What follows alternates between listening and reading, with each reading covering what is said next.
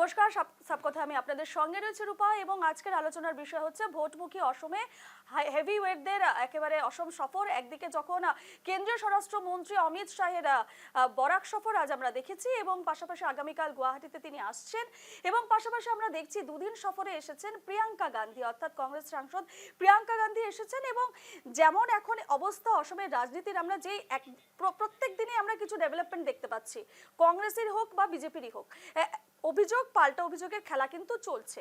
এবং সে জায়গায় দাঁড়িয়ে আমরা কিছুদিন আগে দেখতে পেরেছি যে কংগ্রেসে একেবারে ভাঙনের যে স্বরূপ একেবারে প্রকাশ্যে এসেছে। ভূপেন বোরা বের হয়ে গেছে দল থেকে, তারপরে প্রিয়াঙ্কা গান্ধী এলেন অসমে।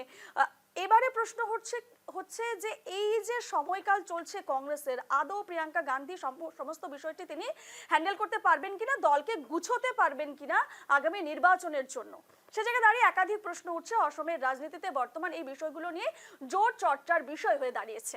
আমাদের সঙ্গে আজ বিশিষ্ট অতিথিরা রয়েছেন। আমার সঙ্গে এই মুহূর্তে রয়েছেন অসমের বরিষ্ঠ সাংবাদিক নব ঠাকুরিয়া এবং রয়েছেন গুয়াহাটি হাইকোর্টের আইনজীবী শুভ্রজ্যোতি সরকার। আমি এই দুজনদের দিয়ে আমি আজকে আমাদের আলোচনা শুরু করছি। দুজন রয়েছেন টকশোতে, তবে ভার্চুয়ালি কংগ্রেস এবং বিজেপির পক্ষ থেকে নেতারা থাকবেন, আমরা তাদেরকেও সঙ্গে যোগাযোগ করে নেব আর কিছুক্ষণের মধ্যে। তবে নবদার থেকে শুরু করছি আজকের আলোচনা।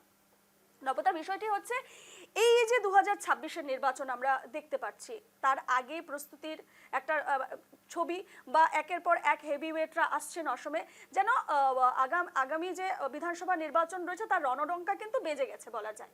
একদিকে যখন অমিত শাহ বরাক সফরে এসেছেন, একাধিক উন্নয়নমূলক প্রকল্পের তিনি সূচনা করলেন এবং বিশেষ করে প্রথম আমরা দেখতে পারলাম যে কোনো কেন্দ্রীয় স্বরাষ্ট্রমন্ত্রী সীমান্তে গেছে, বরাক সীমান্তে গেছে, একটা নজিরবিহীন ঘটনা ঘটলো। সে জায়গায় দাঁড়িয়ে অন্যদিকে প্রিয়াঙ্কা গান্ধী এসেছেন। কি মনে হচ্ছে অসমের রাজনীতিতে কি কোনো একটা বড় পালাবদল ঘটছে? বিরোধী শূন্য হয়ে যাবে কি অসম? মানে এখন তো বলা মুশকিল, যেটা আসামের যে ভোটার রাইজ সে ডিসিশন নেবে, আমিও ডিসিশন নেব। কিন্তু যখন হেভিওয়েট পলিটিক্যাল লিডার এখানে আসছে তখন বোঝা যায় এখন ইলেকশন নির্বাচন সমাগত। অবশ্যই বিজেপির নেতা নিয়ে এই কিছু বলা তো একটু মুশকিল, কারণ বিজেপি সবসময় উনি ইলেকশনের জন্য প্রস্তুত থাকে, অন্য দলের কথা আলাদা। আর বিজেপির যে কেন্দ্রীয় মন্ত্রী অনেকবার আসেছে, প্রাইম মিনিস্টার অনেকবার এসেছে, স্বরাষ্ট্রমন্ত্রী, অন্য মন্ত্রী, ফাইন্যান্স মিনিস্টার অনেক এসেছে। তো তাই নিয়ে আসামের জন্য এগুলো ভ্রমণ খুব বেশি অগতানুগতিক নয়, সেটা মোটামুটি রেগুলার ইভেন্ট। কিন্তু হোম মিনিস্টারের যেই সীমান্ত, যে বাংলাদেশ সীমান্ত, ভারত বাংলাদেশ, সেটা এইখানে ইম্পর্টেন্ট। কারণ আসামের বিডিসি এটা অনেক বড় সমস্যা। 1785 আসাম যে মুভমেন্ট, সেটা আসামের একটা ইমোশনাল ইস্যু, এখানে ইনফ্লাক্স হয়েছে। বাংলাদেশি মূলের মুসলিমের জন্য আমার এখানে আমার নিজের ভূমিতে আমরা আসামিয়ায় নিজের ভূমিতে নিজে একটা সংখ্যা ভোট করছি। তো বিজেপি সেটা অ্যাড্রেস করছে। আর কয়েকদিন আগে প্রাইম মিনিস্টার এখানে এসে গুয়াহাটিতে যে শহীদ স্মারক সেটাও হয়েছে, তার দ্বারা এটা বোঝা যায় যে আসাম আন্দোলন একটা মান্যতা কেন্দ্রীয় সরকার প্রধানমন্ত্রী দিয়েছে, আমাদের শহীদগুলোকে উনি সম্মান দিয়েছে, সেটা নমন করছে। সেটা আমার জন্য এক ধরনের একটা স্যাটিসফ্যাকশন যে আসাম মুভমেন্টটা কোনো খারাপ কাজে বা কোনো অকারণে হলো না, বা সেটা ইম্পর্টেন্ট ছিল দেশের জন্য, নিরাপত্তার জন্য। তো অমিত শাহের এই ভ্রমণ সেটা ইম্পর্টেন্ট। আর বাকি প্রিয়াঙ্কা গান্ধী উনি তো আসার কথা ছিল একদিন দুদিন আগেই, কিন্তু ভূপেন বোরা নিয়ে যেগুলো গন্ডগোল হট্টগোল হলো তার থেকে একটু পিছনে আছে। আর উনি বোধ হয় জুবিন গার্গের ইস্যুটা একটু উনি হাইলাইট করবে। আজকে বলতেও শোনা গেছে জুবিন গার্গ নিয়ে বিভিন্ন মন্তব্য করতে, জুবিনের যে সমাধিতে উনি গিয়েছে, তারপরে কিছু বলছে জুবিন করে পলিটিক্স করা যায় না, জুবিন, কিন্তু উনি তো পলিটিশিয়ান, উনি না বলে ভালো হতো। তো সোনিয়া হোক, রাহুল হোক আর প্রিয়াঙ্কা উনি জুবিনের ইস্যুটা কংগ্রেস সেটা করতে পারে। কিন্তু গৌরব গগৈর বিরুদ্ধে যে প্রচারটা হয়েছে, লজিক্যালি লিগেলি গৌরব গগৈকে পাকিস্তান এজেন্ট করা হবে, এটা তো অনেক পিছনের কথা।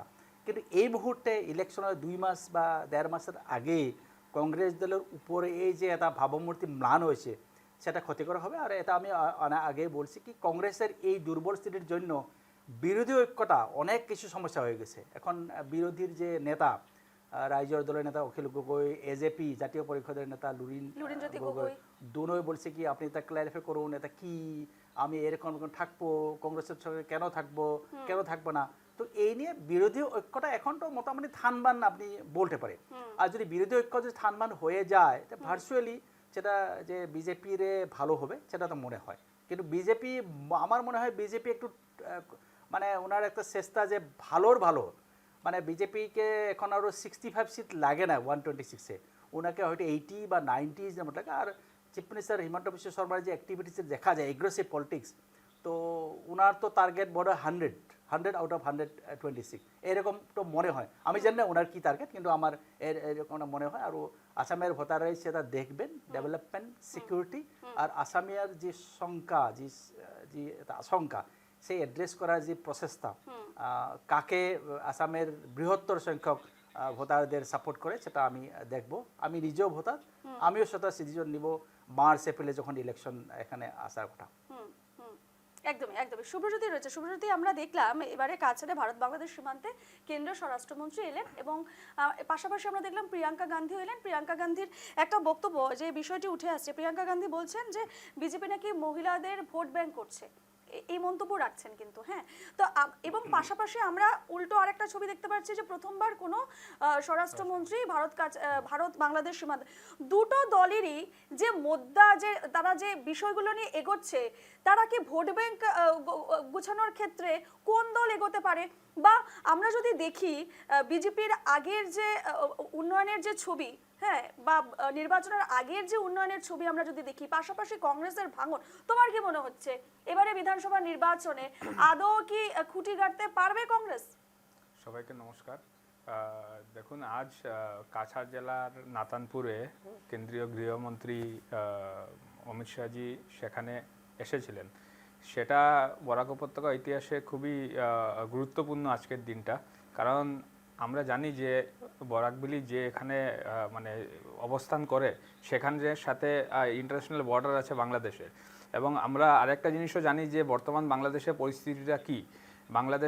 বাংলাদেশটা পুরো কিছুদিন পূর্বে পুরো বাংলাদেশ জ্বলছিল, এবং এই যে আমাদের যে বিশেষ করে কাছাড়ের সাথে বাংলাদেশের সীমান্ত বলুন আর শ্রীভূমি জেলার সাথে বলুন, যেটা লং একটা বর্ডার আছে আমাদের বরাক উপত্যকায় বাংলাদেশের সাথে, এটা খুব সেন্সিটিভ জোন। কারণ আমরা সর্বক্ষণ আমরা অনারেবল চিফ মিনিস্টার মানে মুখ্যমন্ত্রীর টুইটার হ্যান্ডেলে দেখতে থাকি যে আজ বা এই কদিন পরপরই দেখতে থাকি যে বৃহৎ সংখ্যক বাংলাদেশিদেরকে গ্রেফতার করে আসাম পুলিশ।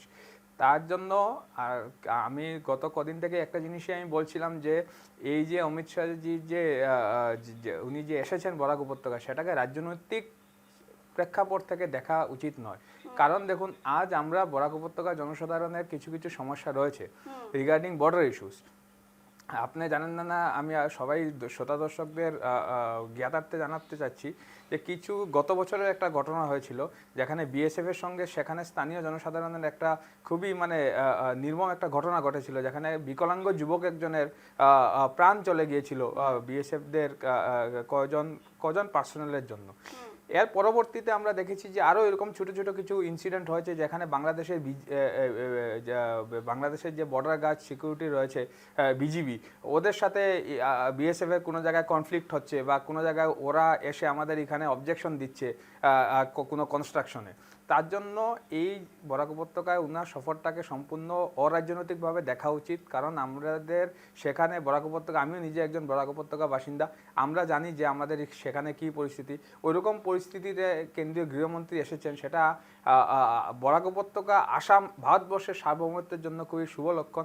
তৎসঙ্গে আমরা যারা নাগরিক রয়েছে, আমাদেরও একটা মনে বহুত বড় সাহস এসেছে। কারণ আজ দেখুন, এতটুকু রিমোট একটা এরিয়াতে কেন্দ্রীয় গৃহমন্ত্রী এসেছেন, তার জন্য কতটুকু প্রিপারেশন নিয়েছে। এর জন্য এটা একটা ইম্পর্টেন্ট মেসেজ যাবে বাংলাদেশের কাছে কি আসামের কাছাড় জেলার কাঠিগড়া সমষ্টির নাতানপুর গ্রামেও আমাদের কেন্দ্রীয় গৃহমন্ত্রীর নজর রয়েছে। এক্স্যাক্টলি, এটা হচ্ছে কি একটা ইম্পর্টেন্ট মেসেজ। সেটাকে সব জিনিসকেই রাজনৈতিকভাবে দেখা উচিত নয়। এবং আমি এই যে উনার ভিজিট, হ্যাঁ আমরা জানি উনার পলিটিক্যাল প্রোগ্রাম অন্যান্য জায়গায় হয়তো থাকতে পারে, কিন্তু উনি কাঠিগড়াতে গভর্নমেন্টের প্রোগ্রামেই গেছেন, হ্যাঁ, যেটা ভিলেজের প্রোগ্রাম, গভর্নমেন্ট প্রোগ্রামে গেছেন। তার জন্য আমরা এটাকে অরাজনৈতিকভাবে দেখা উচিত। এবং আমরা আজ আমরা আরও বেশি সিকিউর ফিল করছি যে আমাদের কেন্দ্রীয় গৃহমন্ত্রী এসেছিলেন, এবং আমাদের যা বর্ডার ইস্যুসগুলো আছে, এই যে এতভাবে ইনফ্লিকটেশন হচ্ছে, আমার শ্রদ্ধেয় দাদা অল্প আগেই বলেছিলেন যে ইস্যুটা কেন আসাম মুভমেন্ট হয়েছিল।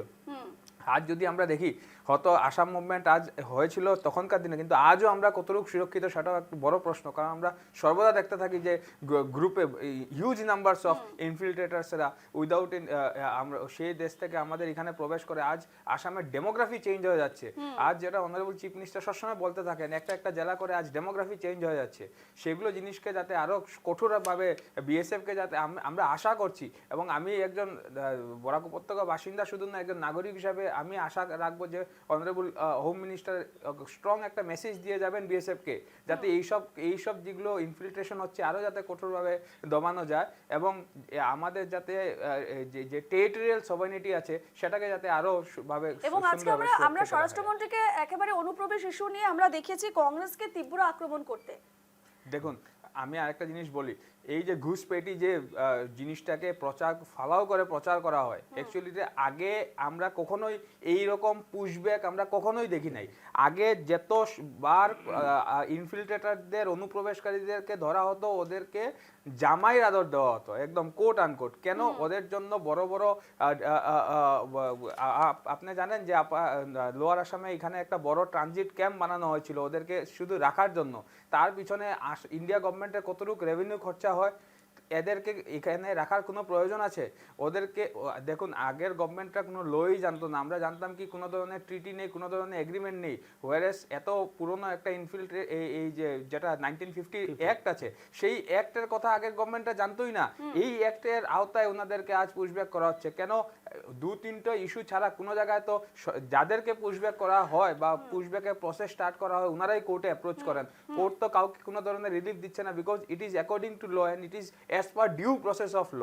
একদম due process of law follow করে করা হচ্ছে। দু একটা ঘটনা হয়তো ঘটতে পারে, সেটা আমি অ্যাকসেপ্ট করছি, বা আমিও ভাবি যে এত বড় একটা সিস্টেমের মধ্যে কাজ করতে গেলে দু একটা ভুল হতেই পারে, সেটা কোনো বড় নয়। কিন্তু আইন না জেনে ওনাদেরকে এখানে সুন্দরভাবে আলোহীদের মতো রাখা হয়েছিল, যে আগে যে ব্যবস্থা ছিল সেটা এখন নাই হয়ে গেছে, এবং এই যে এই যে ইনফিল্ট্রেশনের ব্যবস্থা সেটা আরও কমে যাবে, এটুকুই আমার বিশ্বাস। একদমই সুব্রতী। এবং আমরা দেখলাম এবং অমিত শাহর বক্তব্য যে বিষয়টি উঠে আসছে, তিনি কিন্তু সীমান্তর দিকে বেশ গুরুত্ব দিলেন এবং তিনি বললেন যে সীমান্ত গ্রাম ভারতের শেষ নয়। নবদা, সীমান্তের গ্রাম ভারতের শেষ নয়, তিনি বলেছেন ভারতের শুরু। একেবারে স্পষ্ট বার্তা দিয়েছেন। কতটা অগ্রাধিকার দিচ্ছেন? যেহেতু আমরা জানি বাংলাদেশের যে পরিস্থিতি, বিএনপি সরকার এলেও আমরা এর আগেও একটা আলোচনা করেছি নবদা, যেখানে আমরা আলোচনা করেছি যে সীমান্তবর্তী এলাকায় আসামে হোক বা পশ্চিমবঙ্গ হোক, একাধিক সীমান্তবর্তী জেলা কিন্তু বাংলাদেশের জামাতের অধীনে চলে এসছে, জামাতের দখলে চলে এসছে। সে জায়গায় দাঁড়িয়ে আরও উদ্বেগের বিষয়, সে জায়গায় আজ যেখানে স্বরাষ্ট্রমন্ত্রী এলেন, স্বরাষ্ট্রমন্ত্রী এসে কিন্তু সকলে একটা স্বস্তি কোথাও না কোথাও অনুভব করছে যে সীমান্ত সুরক্ষিত রয়েছে এবং আমাদের আর ভাবনার কিছু নেই, এবং অনুপ্রবেশ সমস্যা কোথাও না কোথাও গিয়ে এখন কিন্তু রক্ষা সম্ভব হবে, তাই না? সেটা তো বোঝা যায়। মানে সরকার যে বলছে কি 1950 যেটা স্পেশাল অ্যাক্টটা ছিল, সেখানে আমারও জানা ছিল না, মানে অতদিন মিডিয়া থাকার পরেও আমি জানা ছিল না। আর আমার একটা প্রশ্ন হয় যে সেই একটা যদি ভালো করে কার্যকরী হতো তো আসাম মুভমেন্টের তো প্রয়োজনই ছিল না। তারপর অত লোক, আমরা তো 1 বছর, আমি যখন ক্লাস 7-এর 1 বছর তো আমার চলে গেছে, তো অ্যারাউন্ড 860 আসামের লোক মারা গেছে, ইয়ং ছেলে মারা গেছে, তো দরকার ছিল না। কিন্তু present chief minister doctor Sharma সে একটা তার ইউজ করে পুশব্যাক করছে। আর পুশব্যাকের যে পলিসি একটা অনেক পুরোনো পলিসি, আমি জানতাম যে একজন লোক যদি এখানে বাংলাদেশ থেকে আসে উইদিন 24 ওনাকে পুশব্যাক করা যায়, কিন্তু ডক্টর শর্মা সেটা একটু আলাদা করে ইউজ করছে, যে বাংলাদেশে যদি হয়, তুমি যদি ইলিগাল মাইগ্রেন্ট তোমার এখানে থাকার কোনো প্রয়োজন নেই, তোমাকে আমি পুশব্যাক করতে হবে। পুশব্যাকের ফলত কেউ কোয়েশ্চেন করছে কত লোক আপনি পুশব্যাক করবেন, লক্ষ লক্ষ টাকা পায় 200-300, কিন্তু তার জন্য একটা রিবাটেল হয়ে যায়, তারপর একটা রিয়েকশন হয় যে বাংলাদেশ থেকে যে লোক আসামে আগে তো চলো আসামে যায়, এখানে কিছু সমস্যা নেই, কিন্তু এখন তো উনি চিন্তা করবে যে আসামে গেলে কিন্তু সমস্যা হবে, উনি কিন্তু পুশব্যাক করবে। বা আসামের বা ভারতের যে এখন ব্যবস্থাপনা, এই ব্যবস্থাপনা আগের মতো নয়, আগের মতো দুর্বল নয়। সরকার যে বলছে আলোহী অতিথি, সেরকম আর করবে না, উনি একটু ভালো করে ট্রিট করবেন। হ্যাঁ, ভারতের লোক দয়া করে, ভারতের লোক মার্সি আছে, কিন্তু সবসময় আপনি দেশকে ধর্মশালা তো করতে পারবো না, এখান তো ভারতবর্ষের লোক, ভারতের লোকের জন্য এখানে যে কিছু লোক এখানে আসবে, এখানে থাকলে হবে না।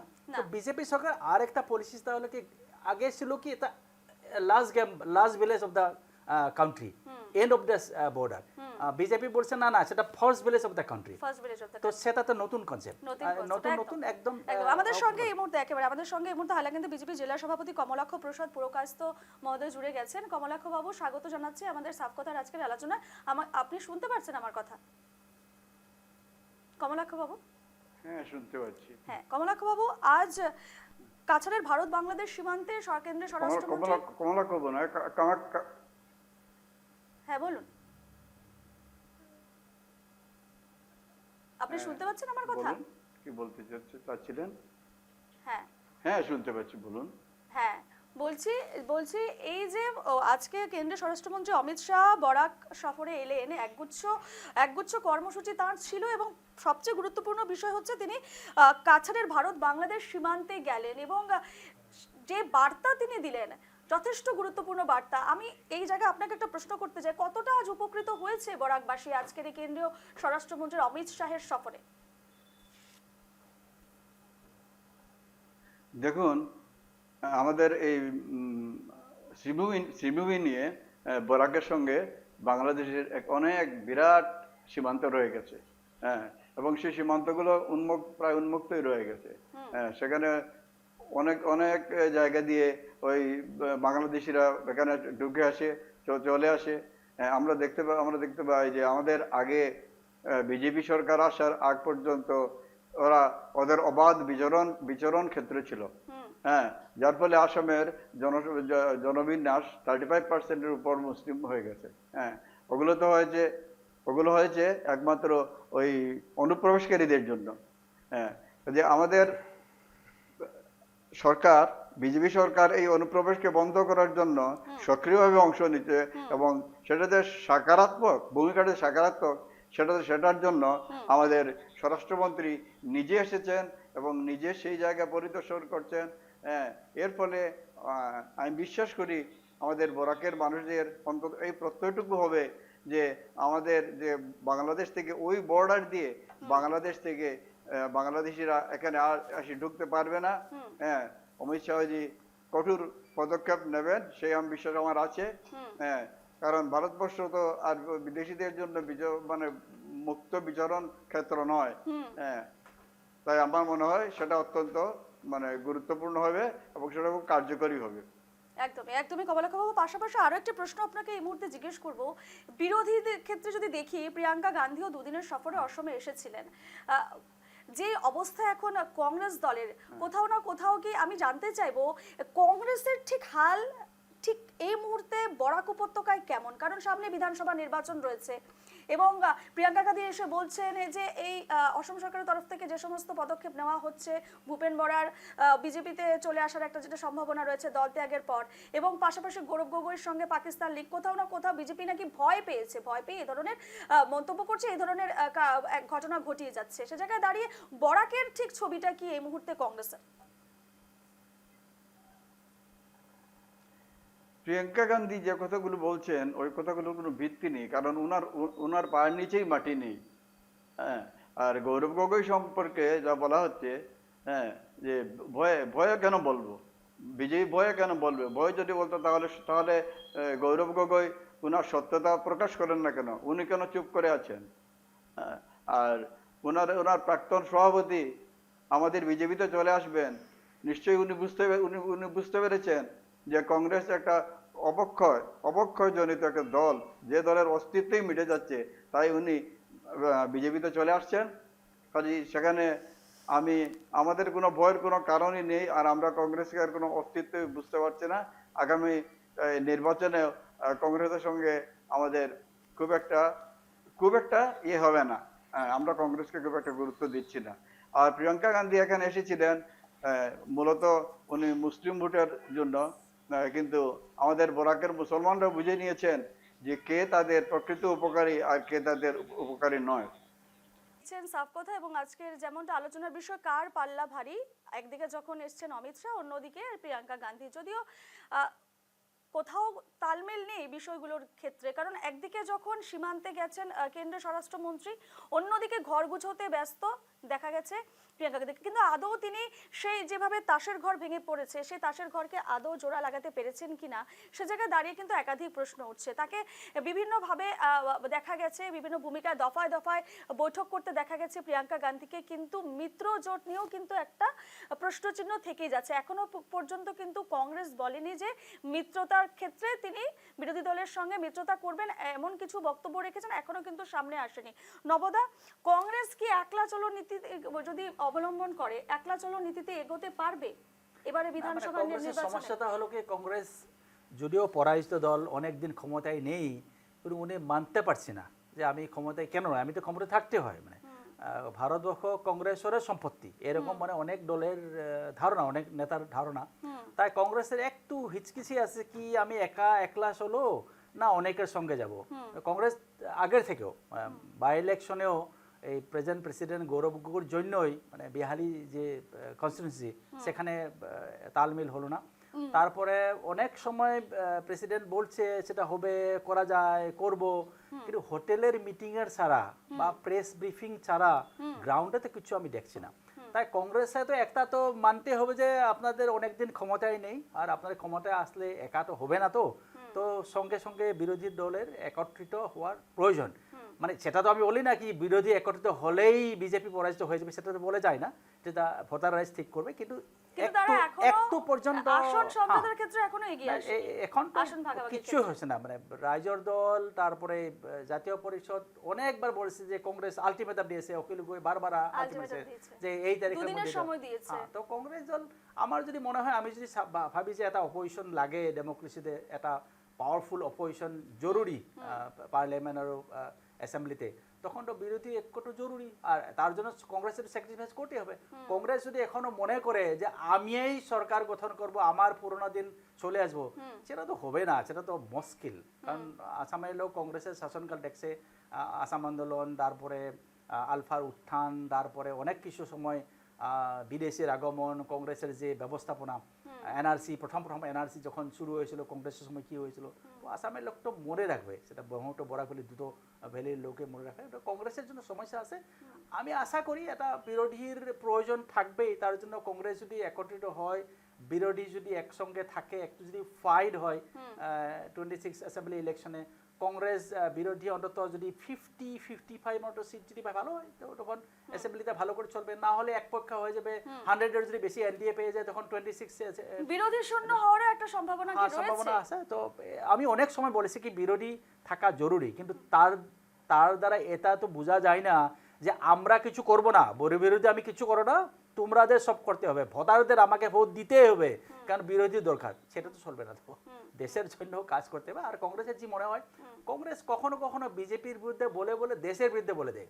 কংগ্রেস কখনো কখনো প্রাইম মিনিস্টার মোদির বিরুদ্ধে, ডক্টর শর্মার বিরুদ্ধে বলে গিয়ে একদম হিন্দু সভ্যতা সংস্কৃতির বিরুদ্ধে বলে দেয়। এটা হিন্দু বহুল একটা রাষ্ট্র ভারতে, আপনি এখানে থেকে এখানে হিন্দু সভ্যতাকে সংস্কৃতিকে আপনি অপমান করবে, সেটাকে মানবে?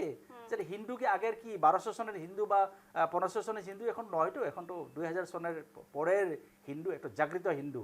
তো একটু তো রেসপেক্ট করতে হয়। দেশ বিরোধ তো মানা যাবে না। হ্যাঁ, আপনি বিজেপি বিরোধ করুন, বিজেপিকে আপনি হারান, বিজেপিকে আপনি ক্ষমতাচ্যুত করুন, কোনো সমস্যা নেই, কিন্তু দেশ বিরুদ্ধে, আর্মির বিরুদ্ধে, জাতীয় সভ্যতা সংস্কৃতির বিরুদ্ধে বলা যাবে না, সেটা তো লোক মানবে না এখন।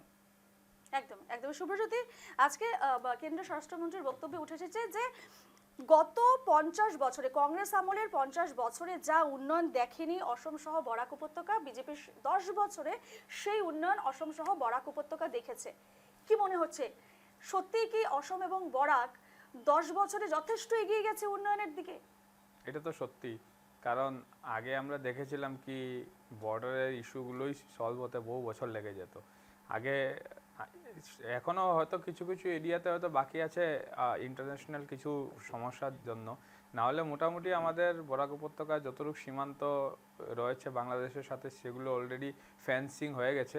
এবং এছাড়াও আরও মানে জোরদার পেট্রোলিং তো আছেই বিএসএফের। কিন্তু আমি আরও ভাবি যে আসাম পুলিশের দ্বারাও একটা সেকেন্ড লাইন অফ ডিফেন্স দরকার ইন্টেরিয়র ভিলেজগুলোতে, কারণ আমরা দেখতে পাচ্ছিলাম যে অন্যান্য পার্শ্ববর্তী রাজ্যগুলোতে যে একদম ইন্টেরিয়র যেগুলো এরিয়া আছে, পশ্চিমবঙ্গ বিশেষ করে বলতে চাই, সেখানে দেখতে পাচ্ছি যে একদম সীমান্ত ঘেঁষা এরিয়াগুলোতে যেহেতু আমাদের ফেসিয়াল স্ট্রাকচারই বলুন আর কথাবার্তা বলুন আমাদের কোনো ডিফারেন্স নেই, আমরা একই, তার জন্য সেখানে অন্য দেশ থেকে বা অন্য জায়গা থেকে কারা এসেছে এবং কারা স্থানীয় তাদের মধ্যে ডিফারেন্সিয়েট করাটা প্রবলেমেটিক, যেটা নাকি ধরেন আজ মেঘালয়তে সেই প্রবলেমটা একটু কম আছে, কারণ কি সেখানে আমাদের ফেসিয়াল এক্সপ্রেশন বলুন আর আমাদের ভাষাই বলুন সেখানে অন্য। কিন্তু আজ আমরা আসামে বলুন, যেহেতু আমরা জানি যে অসমীয়া ভাষা এবং বাংলা ভাষার মধ্যে খুব একটা ডিফারেন্স নেই, তার জন্য যারা ওই দেশ থেকে এখানে আসেন তারা আজ লোয়ার আসামেই বলুন আর বরাক উপত্যকাতেই বলুন তাদেরকে সেটেল হতে তেমন বেশি একটা অসুবিধা ফেস করতে হয় না, কারণ আমাদের মধ্যে ল্যাঙ্গুয়েজের তেমন একটা ব্যারিয়ার বা গ্যাপ নেই। কিন্তু সেখানে অন্যান্য পার্শ্ববর্তী রাজ্য যেমন মেঘালয়তে বলুন বা অন্যান্য জায়গাতে একটু প্রবলেম, হ্যাঁ মিজোরামেও বলুন, সেখানে একটু প্রবলেম হয় বা সেখানের পাবলিকরাও মানে বহুত কনসিয়াস। আজ আমরা মেঘালয়তে যদি দেখি ইন্টেরিয়ার, কিছুদিন পূর্বে আমি একটা আর্টিকেল পড়ছিলাম, সেখানে বড় বড় করে লেখা আছে, হয়তো জিনিসটা শুনতে খারাপ যে আউটসাইডার যদি কেউ আসে he has to contact the headman. এইগুলো প্রথা কিন্তু আমাদের আগে আমরা ভাবতাম যে এইসব প্রথা কি প্রয়োজনীয়তা বা এইসব প্রথা ভারতের সংবিধানের বিরোধিতা, বা আইএলপি সিস্টেম যেগুলো আমরা জানি যে ইনার লাইন পারমিট যেগুলো আজ মিজোরামে আছে, নাগাল্যান্ডে আছে, অরুণাচল প্রদেশে আছে, নাগাল্যান্ডে সম্ভবত নেই, অরুণাচল প্রদেশে মিজোরামে আছে, এইগুলো সিস্টেম কিন্তু আমি ভাবি যে আজ যদি আমাদের যদি আসামকে, শুধু আমি আসাম বলবো না, আসামেরও পার্শ্ববর্তী কিছু রাজ্য যেরকম আজ মেঘালয়তেও, মেঘালয়, আসাম, ত্রিপুরা, এইগুলো যেগুলো রাজ্য আছে সেগুলোর তে এইরকম সিস্টেম বা গ্রামগুলোতে সেরকম একটা কোনো যদি একটা সিস্টেম ব্যবস্থা করা হয় যে আউটসাইডার যদি কেউ আসে তাকে রেজিস্টার করতে হবে উইদিন দ্য ভিলেজ। কেউ যদি কেউর ঘরে অতিথি হয়েও আসে তাকে সেখানে নিয়ারেস্ট যে গাঁও জিপি অফিস আছে, গাঁও পঞ্চায়েত অফিস আছে বা গাঁওবুড়া আছে, গাঁওবুড়াকে জানাতে হবে যে আমার ঘরে আজ উনি এসেছেন, উনি এখান থেকে এসেছেন, উনি এত তারিখে আমার ঘর থেকে চলে যাবেন। সেগুলো কিন্তু গ্রাসরুট লেভেলে আরো কাজ করা দরকার আছে, এবং আমি ভাবি যে এগুলো যদি ইমপ্লিমেন্ট হয় এবং প্রপার মনিটরিং হয়, এবং আমরা জানি গ্রামরক্ষী বাহিনী আছে, ভিলেজ ডিফেন্স পার্টি আছে, এরাও যদি এইভাবে একটু অ্যাক্টিভ হয়, এইরকম রুলস যদি কিছু যদি ইমপ্লিমেন্ট করে, তাহলে কি হবে, বাইরের থেকে যারা ধরুন আসে, ওরা এখানে যারা মানুষ আছে যারা অসামাজিক কার্যকলাপে জড়িত, তাদের থেকে কোনো প্রোটেকশন পাওয়াটা কিন্তু সম্ভাবনাটা কমে যাবে। তাও আমরা দেখতে পাচ্ছি যে আজ ওনারা ইনফিল্ট্রেটার যারা আসছে সে দেশ থেকে এখানে এসে ইজিলি ওরা আধার কার্ড পেয়ে যাচ্ছে, আজ ইজিলি ডকুমেন্টেশন ওদের হয়ে যাচ্ছে। ইভেন আমরা এনআরসির সময় আমরা দেখেছি কি বাঙালি হিন্দুদের এরকমও কাগজপত্র নেই, কিন্তু দেখা যাচ্ছে যে বাইরের থেকে যারা এসেছে ওনাদের পাক্কা কাগজপত্র আছে। কারণ আমরা সব সময় এইগুলো জিনিসকে কখনো আমরা গুরুত্ব দেইনি, কারণ আমরা জানি যে যখন পার্টিশন হয়েছে বা পার্টিশনের কথা বলুন বা 71-এর পরেই বলুন, যে সে দেশে যখন সে দেশের সংখ্যালঘুরা থাকতে পারে নাই ধর্মীয় নির্যাতনের কারণে, ওনারা এইসব ডকুমেন্টেশনের কথা চিন্তা করেন নাই, বা ডকুমেন্টেশন কাগজপত্র নেওয়ার ওনাদের কাছে সময় ছিল না, সেরকম পরিস্থিতি ছিল না। তারা ঘরের মহিলাদের ওনাদের প্রাণ হাতে নিয়ে কোনোভাবে ভারতবর্ষে প্রবেশ করে ওনারা ভারতবর্ষে থেকেছেন, তার জন্য ওনারা এনআরসিতে বহুত সময় ওনাদেরকে ভোগান্তি শিকার হতে হয়েছে। এর পরবর্তীতে একটা কথা দেখুন, আজ এই যে যারা মানুষ এসেছে এরা কিন্তু স্ব ইচ্ছায় আসেন নাই, ওনারা ধর্মীয় নির্যাতনের শিকার হয়ে এসেছে। এর মধ্যে বহুত % লোক যারা ওনাদের সাথে একমত হয়েছেন, ওনারা সে দেশে থেকে গেছেন, কারণ ওনাদেরকে ধর্মীয় নির্যাতনের শিকার হতে হয়েছে, এবং ওনারা ভেবেছেন যে আমরা এখানে আমাদের ভারতবর্ষে কেউ নেই, আমরা যাব কিভাবে, আমরা তার জন্য বহুত লোক সে দেশে থেকে গেছেন, এবং সেখানের যে রাষ্ট্র ধর্ম আছে সেই ধর্ম গ্রহণ করতে বাধ্য হয়েছেন। কিন্তু কিছু সংখ্যক যারা নিজের জান প্রাণ সীমান্তের মানে এলাকাতে বাসিন্দা ছিলেন, ওনারা এই দেশে এসেছেন, এবং ওনারা উদ্দেশ্য প্রণীতভাবে আসামের সংস্কৃতি, আসামের যে সভ্যতা সেসব নষ্ট করার জন্য আসেন নাই। ওনারা এসেছেন আর ভারতবর্ষে এসেছেন, আসামে এসেছেন, আজ ত্রিপুরাতে এসেছেন, যদি এসেছেন পশ্চিমবঙ্গে এসেছেন, সে দেশে এসেছেন নিজের প্রাণের তাগিদে, নিজের জীবন রক্ষার খাতিরে, নিজেদের ঘরের মা বোনদের সুরক্ষার জন্য এসেছেন। উনার আজ আপনি যদি দেখেন ক্রাইম রেট, এই যারা সেই দেশ থেকে এসেছিলেন, ভারত এখন যারা নাগরিক হিসেবে এই দেশে রয়েছেন, যারা নাগরিকত্ব পেয়েছে, তারা কত % লোক আজ অসামাজিক কার্যকলাপের সাথে জড়িত? আমি তো বলবো নীল।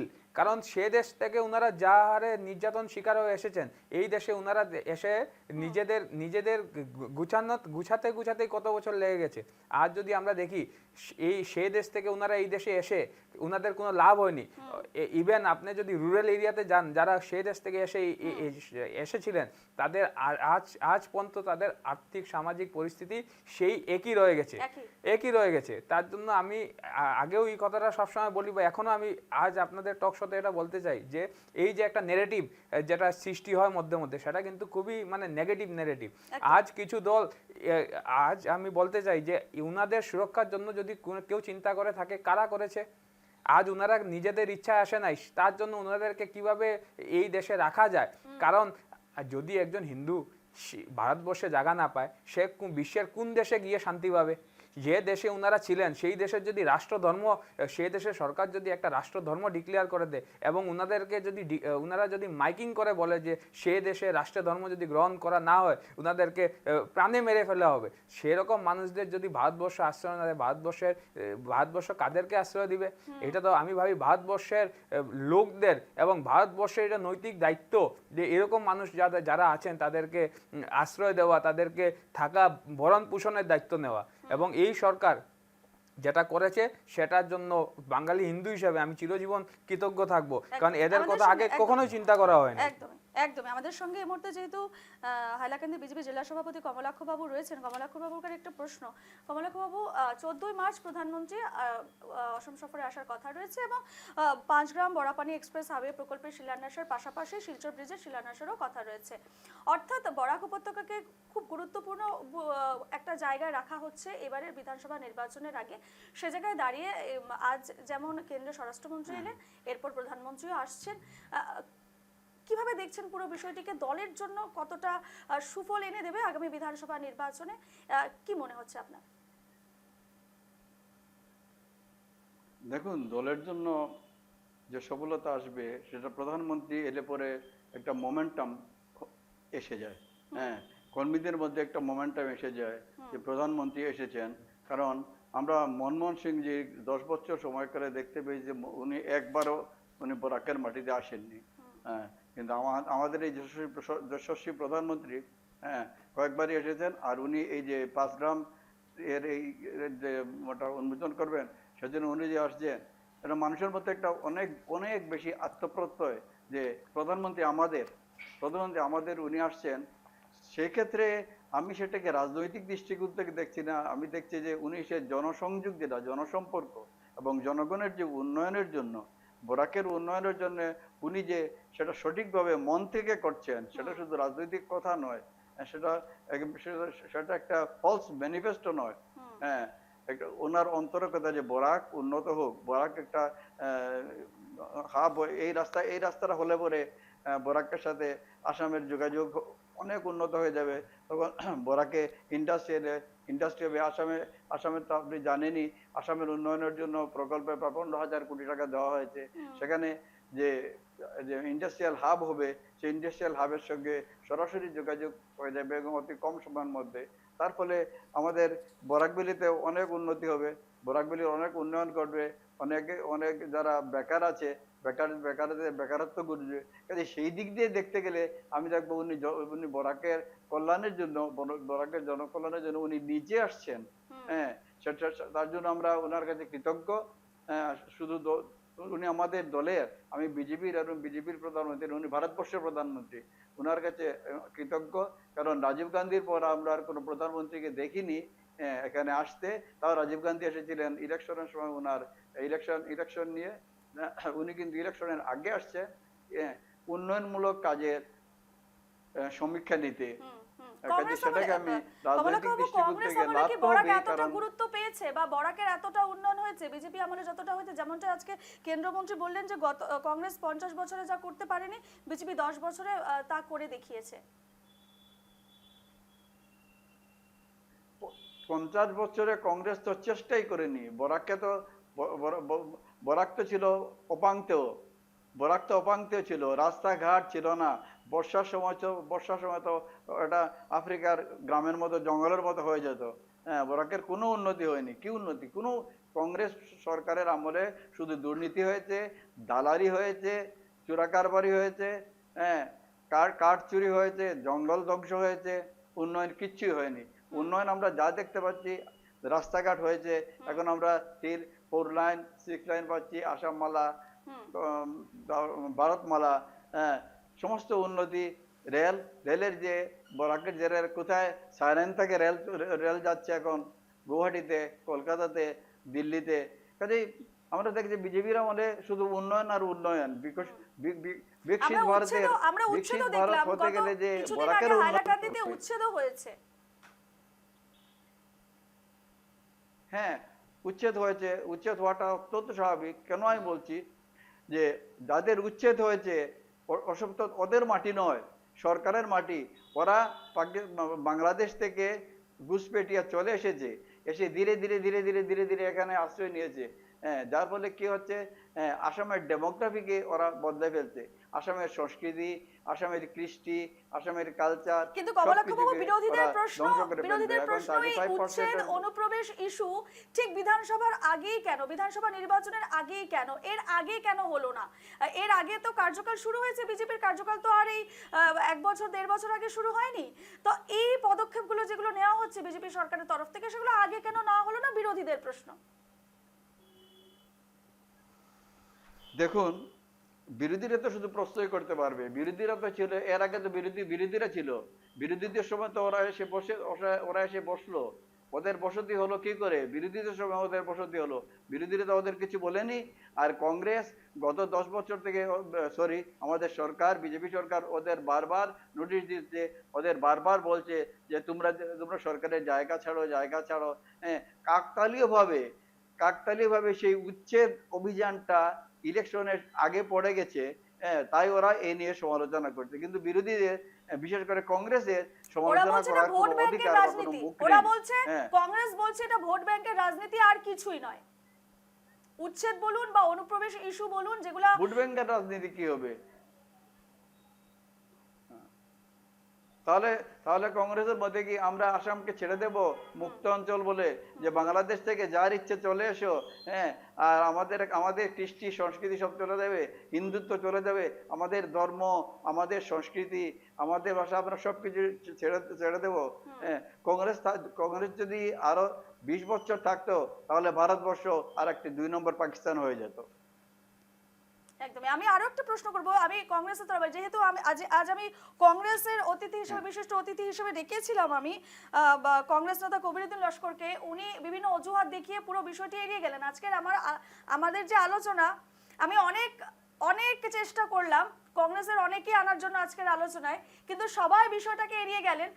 এবং বিরোধীদের তরফ থেকে আমি আপনাকে একের পর এক প্রশ্ন করছি, কারণ প্রশ্নের উত্তর তো আমাদের লাগবে। কারণ বিরোধীদের একাধিক প্রশ্ন এর আগেও আমি আলোচনা করেছি, টক শো করেছি, সেখানে তারা যে প্রশ্নগুলো অ্যাকচুয়ালি সরকারের দিকে তুলে ধরে, সরকারকে নিশানা করে, সে প্রশ্নগুলো আপনার সামনে রাখতে আমি আজ বাধ্য হচ্ছি। কারণ কংগ্রেসের পক্ষ থেকে আজ আমার আলোচনায় কেউ আসেনি। হয়তো কোথাও না কোথাও তাদের মধ্যে একটা ভয়, ভীতি বলবো না কি বলবো আমি জানি না, কিন্তু এই মুহূর্তে কিন্তু তারা কেউই আমার আজকের টক শোতে, আজকের আলোচনায় তারা কেউ এলেন না।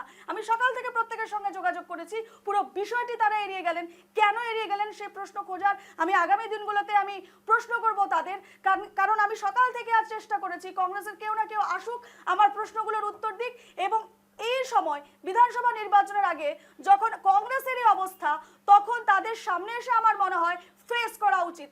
আমরা আজকে আলোচনা করছি, হেভি ওয়েটরা রয়েছে আজ দুদিনের সফরে, প্রিয়াঙ্কা গান্ধী এসেছিলেন এবং কেন্দ্রীয় স্বরাষ্ট্রমন্ত্রী রয়েছেন দুদিনের অসম সফরে। এবং সে জায়গায় দাঁড়িয়ে যেহেতু প্রিয়াঙ্কা গান্ধী আজ গুয়াহাটিতে ছিলেন দুদিনের সফরে, সেখানে আমরা সকালে একটা ছবি দেখতে পেয়েছি। সেই ছবিটা আগে আমি বলে নিচ্ছি, হ্যাঁ, এই ছবিটা আমরা স্ক্রিনে দেখাচ্ছি আপনাদের। এটা হচ্ছে রাজীব ভবনের বাইরের ছবি। রাজীব ভবন, ঠিক সেই সময় কিন্তু প্রিয়াঙ্কা গান্ধী উপস্থিত ছিলেন। আমি একটু অ্যাম্বিয়েন্স দিতে বলবো, অডিও দিতে বলবো। একটু টেকনিক্যাল সমস্যা হচ্ছে। যাকে দেখতে পাচ্ছেন তিনি হচ্ছেন কংগ্রেস কর্মী বালিকা লাহন পেগু। তিনি একেবারে রাজীব ভবনের বাইরে চিৎকার চেঁচামেচি করছেন। তিনি একেবারে প্রিয়াঙ্কা গান্ধীর সে সময় বৈঠক চলছিল এবং সেই বৈঠকের সময় কিন্তু তিনি চিৎকার চেঁচামেচি করেছেন এবং তিনি বলেছেন যে মিয়ায় ফেলা অর্থাৎ মিয়াদের মৃত গরু যে মিয়ারা রাজীব ভবনের বাইরে ফেলে থাকে উনি এক সময় পরিষ্কার করেছেন, এমনটাই বলছেন। মিয়াদের ফেলা সেই মৃত গরু পরিষ্কার করেছেন এই বালিকা লাহন পেগু চিৎকার করে তিনি রাজীব ভবনের বাইরে বলছেন। এবং ঠিক সেই সময় প্রিয়াঙ্কা গান্ধী সেখানে উপস্থিত ছিলেন, একেবারে ক্ষোভ উগরে দিচ্ছেন, দেখতেই পাচ্ছেন। মানে কংগ্রেস দলের যে কি অবস্থা তার আরো একটি স্বরূপ জ্বলন্ত ছবি আপনাদের দেখালাম। টেকনিক্যাল সমস্যার জন্য আপনাদের শোনাতে পারলাম না, তবে তিনি কি বলেছেন আমি আপনাদেরকে বলে শোনালাম। আমি এবারে যেহেতু বিজেপি নেতা রয়েছেন তিনি ওনার কাছে যাব এবং নবদার কাছে যাব। নবদা, রাজীব ভবনের বাইরে এই ধরনের ছবি এটা কি কাম্য? বিধানসভা নির্বাচনের আগে একের পর এক যখন বিশৃঙ্খলা দেখা দিয়েছে কংগ্রেস দলে, তখন কর্মী একজন এসে গোমাংস ফেলেছে বা নিষিদ্ধ মাংস ফেলেছে বলছেন উনি, আর উনি পরিষ্কার করেই চলেছেন বহুদিন ধরে। মানেটা তিনি কি বোঝাতে চেয়েছেন আমি ঠিক বুঝতে পারলাম না। তার এই ক্ষোভটা কেন? খুবটা এরকম যে কংগ্রেসের যখন খারাপ দিন ছিল এইগুলো ভদ্র মহিলা অনেক ভদ্রলোকের চেষ্টায় কংগ্রেসটা টিকে থাকলো। তো এখন কংগ্রেসের একটু ভালো দিন, ওনার মতো একটু ভালো দিন। তাই এই পুরোনো যে কর্মী তাকে মানে এরকম অপমান করা যায় না বা এরকম অবহেলা করা যায় না সেটা বলছে। আর আর মনে হয় উনি এটা মিন করছে যে কংগ্রেস একটু বেশি অ্যাপিজমেন্ট পলিসিকে রিসিভ করেছে। আর যে মিয়ার প্রেম সেটা তো দেখা গেছে। গৌরব গগৈ তো সেদিন বললে কি রোজা রাখুন, হিন্দুরা রোজা রাখুন 5 দিন। কেন আমি কেন রোজা রাখবো? তো রোজা রাখবেন, ইসলাম রোজা রাখবেন, ভালো কথা। আমি পূজা করব। আপনি কি কখনো দুর্গা পূজায় উনাকে কি আরতি দেবে বলবেন মুসলিমকে? বলবেন না। তো এগুলো খারাপ। মানে রাজনীতিতে ইসলাম বা মুসলিম বা হিন্দু এগুলো আনা যায় না। আসামের লোকের উন্নতি, দেশের সুরক্ষা আর যে আসামিয়া লোকের এই যে আশঙ্কা, অনেক দিনের আশঙ্কা, সেগুলো অ্যাড্রেস করুন। ধর্মীয় একটা পার্সোনাল ব্যাপার পরিবারের মাঝখানে থাকবে, ক্যাম্পাসের ভিতরে থাকবে, যা যে উপাসনা পদ্ধতি, যার যে উপাসনা গড গডেস ওনাকে যে কথাটা নবদা এই মুহূর্তে উঠছে রাজনৈতিক মহলে, বলা হচ্ছে কংগ্রেসের ফেস হচ্ছে গৌরব গগৈ, বেস হচ্ছে আর অর্থাৎ রকিবুল হোসেন। কোথাও না কোথাও কি রকিবুল হোসেনের একেবারে প্রভাবে তিনি এই ধরনের মন্তব্য করছেন? সেটা তো বোঝা যায়। মানে পিসিসি আর এরকম একটা নতুন একটা ফ্যাকশন এরকম প্রচার হয়েছে। তো রকিবুল ধুবড়িতে অনেক বেশি ভোটে, মানে ভারতের সবচেয়ে বেশি ভোটে উনি জিতলাম। তো রকিবুলের এক ডমিনেশন ছিল। এক সময় প্রেজেন্ট চিফ মিনিস্টারও ওনার সঙ্গে ছিল। আমি নন্দি ভৃঙ্গি বলেছিলাম, তরুণ গগৈয়ের কাছে নন্দি আর ভৃঙ্গি। ডক্টর হিমন্ত বিশ্ব শর্মা রকিবুল হোসেন। তো রকিবুল হোসেন কংগ্রেসে এখন পাওয়ারফুল নেতা। জানি না গৌরবের কি সমস্যা বা ভুবন বড়ার কি সমস্যা, এটা পার্টির ভিতরের কথা। কিন্তু আমার মনে হয় কি কংগ্রেসকে একটা সুসংগঠিত করতে হয়। পুরোনো দল, সেঞ্চুরি ওল্ড একটা পলিটিক্যাল পার্টি, আর সবাই বিরোধীকে নিয়ে আসামের অ্যাসেম্বলিতে একটা শক্তিশালী আর গঠনমূলক একটা বিরোধীর দল আমি চাই। কিন্তু উনি যদি কিছু করে না তো ভোটার এসে ওনাকে সাপোর্ট করবে না। কিছু একটা তো আপনি দেখাতে হবে। শুধু বিরোধীকে সমালোচনা করলে, শুধু মোদীকে হাতাও, হিমন্তকে হাতাও, এটা হলে তো হবে না। মানে দেশের জন্য, জাতির জন্য, সংস্কৃতির জন্য আপনি তো কিছু একটা রোডম্যাপ দিতে হবে। যদি রোডম্যাপ দেয়, আমি আশা করি আসামের ভারতের লোক, ব্যাঙ্গালোর ইলেকশন আছে, নিশ্চয় কংগ্রেস বা অন্য বিরোধীকে সাপোর্ট করবে। একদম একদম। আমি কমলাক্ষ বাবুর কাছে যাব। কমলাক্ষ বাবু, যে ছবিটা আমি দেখালাম বুঝতেই পারলেন কি ধরনের ছবি। রাজীব ভবনের বাইরে প্রিয়াঙ্কা গান্ধী তখন উপস্থিত ছিলেন, বৈঠক করছিলেন, কি বলবেন সংক্ষেপে? আচ্ছা, আপনাকে প্রথমে বলছি, আমার নামটা আপনি বারবার ভুল বলছেন। আমার নাম কামাখ্যা প্রসাদ। কামাখ্যা না, কামাখ্যা প্রসাদ। হ্যাঁ হ্যাঁ হ্যাঁ। আচ্ছা শুনুন, দেখে হাসলাম। এটার কারণ কি আমি যদি বলি, আমি যেটা অ্যানালাইসিস করে বুঝতে পারছি যে কংগ্রেস যে ধরনের রাজনীতি করছে, হ্যাঁ, কংগ্রেসের ভিতরে যারা কংগ্রেসের কর্মীরা যারা আছে, হ্যাঁ, যাদের মধ্যে অন্তত হিন্দুত্ববোধটুকু আছে, যারা অন্তত নিজেদের ধর্মকে, নিজেদের জাতিকে, নিজেদের সংস্কৃতিকে হ্যাঁ ভালোবাসে, তারা বুঝতে পেরেছে যে কংগ্রেস মুসলমানদের নিয়ে রাজনীতি করছে। হ্যাঁ, তাই উনি যে মরা গরু বলে যেটা বোঝাতে চেয়েছেন সেটা বলছে যে কংগ্রেস গরু মেরে এখানে ফেলছে। গরু আমাদের হিন্দুদের কাছে পূজনীয়। হ্যাঁ, আর প্রিয়াঙ্কা সেটা সাফ করে বলছে না না কিছু নয় কিছু নয়। হ্যাঁ, মানে ওটাকে আই ওয়াশ দিতে চেষ্টা করছে। হ্যাঁ, ওরা মুসলিম তুষণ নীতির উপর ভিত্তি করে রাজনীতি করতে চাচ্ছে। হ্যাঁ, ওরা হিন্দুদের বাদ দিয়ে এটাই উনি আমার মনে হয় এটাই উনি বুঝাতে চেয়েছেন। হ্যাঁ, বেশ। নতুবা ওদের উপর তিক্ত বিরক্ত হয়ে কংগ্রেসের উপর তিক্ত বিরক্ত হয়ে কংগ্রেসের গ্রাসরুট লেভেলের কর্মীদের মধ্যে একটা বিক্ষোভ ধুমায়িত হচ্ছে। বেশ বেশ, আজকে সময় একেবারে শেষ। সকলের সঙ্গে আলোচনা করলাম আমরা আজকের প্রেক্ষাপট নিয়ে, কারণ একদিকে যখন প্রিয়াঙ্কা গান্ধী, অন্যদিকে কেন্দ্রীয় স্বরাষ্ট্রমন্ত্রী অমিত শাহ এসেছেন দুদিনের অসম সফরে, পাশাপাশি ঝটিকা সফরও সারলেন তিনি আগরতলায় গিয়ে, এবং সমস্ত ছবি আমরা নিউজ লাইভ বাংলা দেখিয়েছি। এবং প্রেক্ষাপট যেটা আজকে ছিল বিধানসভা নির্বাচনের আগে, একদিকে শাহ একদিকে গান্ধী, অর্থাৎ আগামী বিধানসভা নির্বাচনে বোঝাই যাচ্ছে বিজেপি কোথাও না কোথাও নিজের শক্ত ভিত একেবারে করে নিয়েছে, মাঠে একেবারে ময়দানে কোমর বেঁধে নেমে পড়েছে। অন্যদিকে কোথাও টালমাটাল অবস্থা রয়েছে কংগ্রেসের অবস্থা। অর্থাৎ গোটা ঘটনা আমরা তুলে ধরলাম, গোটা বিষয়টি সকলের সামনে আজকে আমরা তুলে ধরলাম কংগ্রেসের অনুপস্থিতিতে। কংগ্রেসের প্রতিনিধি আজ উপস্থিত ছিলেন না, তবে আমরা আমাদের আলোচনায় এগিয়ে গেছি। সাফ কথা আমি আজ এখানে শেষ করছি। ধন্যবাদ।